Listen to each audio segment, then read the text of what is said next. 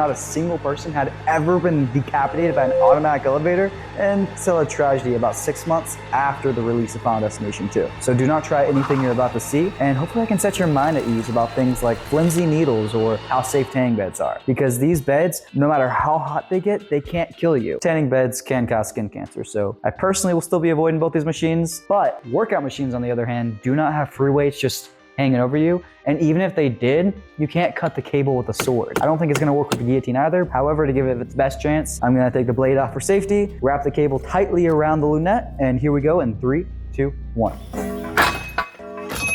Stand corrected. I didn't think it would chop, but let's say hypothetically speaking, those aren't prop swords and they're sharp enough and heavy enough, like around 100 pounds. It could, in theory, actually work. I'm still gonna count as unrealistic because of the fact that that machine doesn't exist. It's a prop made for that movie, but pretty interesting. Up next, I'll be setting up this ballistics gel head in front of this PVC pipe, and I even sharpened the PVC pipe. I'll be taking safety precautions because airbags can actually be pretty dangerous. There have been at least 67 million airbags that have been recalled due to deadly inflator flaws. They would basically explode with too much force. However, firefighters are trained to avoid these airbags. They even have these protective covers that they can put over the steering wheels when wanted, but firefighters are human and humans make mistakes, so just to be safe, we're gonna go ahead and test what would happen. Yeah, so this didn't really do anything. Even if the firefighter did mess up, Cat probably would have survived. And while I personally don't think the gymnast would have survived, no gymnast has ever directly died from a fall. Sadly, they pass due to infections and other causes later on sometimes. But speaking of freak accidents, who thinks a knife dropping from counter level is enough to unalive you? For starters, there haven't been any documented cases with this type of scenario, but I do have a ballistics gel head here. As predicted, not realistic. Another one that I'm pretty sure isn't gonna be realistic is this ladder falling a foot to pierce this guy's eye. I looked all over town to try to find a similar ladder to the scene, but the only one I could find was my guillotine with a metal bar strapped to it to simulate this 50 to 200 pound ladder. So we got another ballistics gel head, and the skull inside of here is pretty much as close to a human skull as we can get. So if this cracks or gets severely damaged, then this ladder is pretty realistic. If not, then at most it might take your eye, but not in the same way. In 3, 2, 1. That did do more damage than I thought it would, and it looks like it would definitely mess up your eye. So I would say, even though he would have to get some facial reconstruction surgery, he would not be dead from this, so this one's unrealistic. However, he wouldn't be under the ladder in the first place if he wouldn't have freaked out when this little pan fire went off. It would have likely just gone down by itself. And even though panic can, in fact, turn some molehills into mountains, I highly doubt an entire floor could be leveled like this. It was a bathtub and a hospital floor. It would have just rolled out the door and somebody would have noticed. At most, somebody would have slipped on the water outside the door, which is more believable than a fan being able to pick up a person. I mean, don't go putting your hand in a fan or anything, but I replaced the blades for safety, and I'll be standing at a safe distance as I test how strong an industrial fan is. Richard Harmon probably weighs around 150, and as you can see, this is only getting up to 1.3 pounds. So there's no way a commercial fan is picking someone up like that.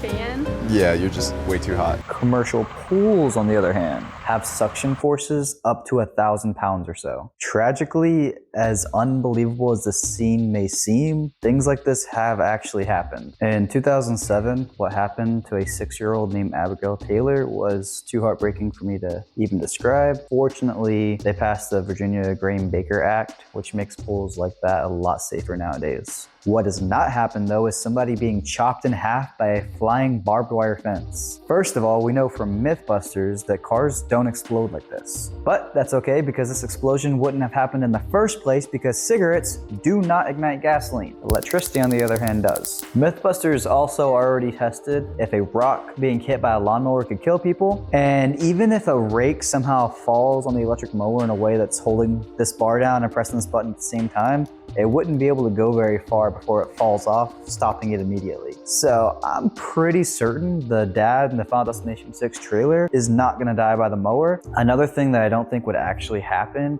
would be the car flooding in the way it did. Car washes normally have a 1-inch pipe at most, sometimes smaller. A 4-inch pipe is possible. Some of the higher industry ones might have it, but it would have to be flooding at 400 gallons per minute. Water hoses only go about 7 to 10 gallons per minute, so in order to be able to compare to that 4-inch pipe, I'm gonna have to do a 6-inch hole with a 600-gallon swimming pool. And the purpose of this test is to find out if her car would have actually flooded at the car wash.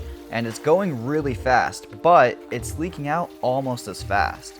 The issue with the water is because of the way it's leaking, it won't even get up to knee level without giving it an actual chance. So I'd say it's safe to say her biggest problem was her panicking, and the worst possible thing that could have happened is her getting wet.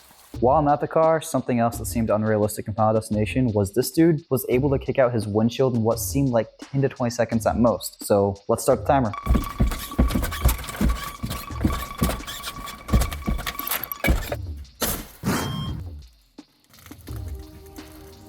So, even the anvil didn't shatter. But surprisingly, commercial windows, which are stronger than car windows, falling through them is realistic. A lawyer fell through the 24th floor while showing how strong his window was, and even though it wouldn't shatter like it does in the movie, it did pop out, causing him to fall. Ironically, the next notable case in 2018 where somebody fell from the 24th floor was in a very similar way, where they were also showing how strong the window was. Kind of like how Final Destination likes to kill people off in the same way, like with buses or news vans or buses or ambulances or buses. For starters, I checked the FPS to see how fast the buses were actually moving, but in 2022, nearly 50,000 people were struck by vehicles, with 92% of them surviving. And keep in mind, that's including higher speeds. So I can understand why Final Destination keeps repeating the scenario.